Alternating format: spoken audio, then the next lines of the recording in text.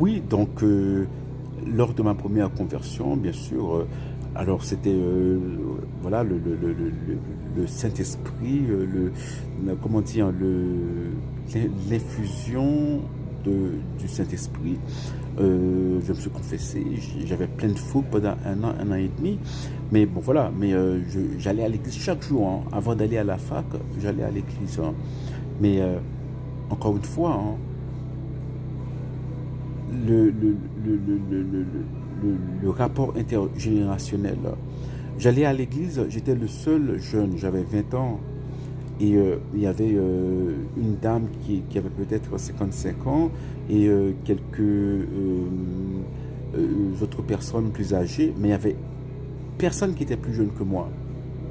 Et là encore, hein, c'est parce que le dialogue intergénérationnel est un peu tabou ou mal regardé, pas tabou, mais bon voilà.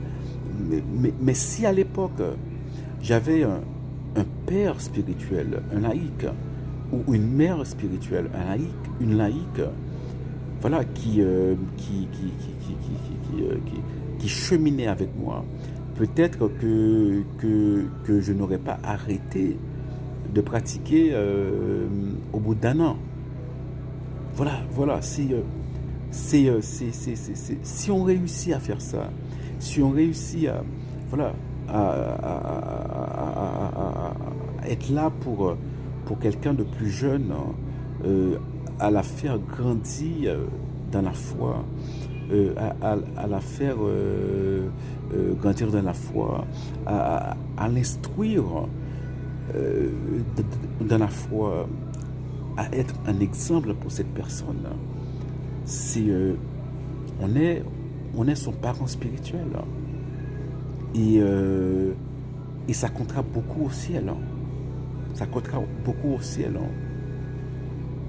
Et même plus, je dirais que si c'est une relation biologique, parce que au ciel, les relations biologiques, il y a des gens qui sont, j'imagine que si la mère d'Hitler est au paradis, Hitler est en enfer, hein. Voilà, c'est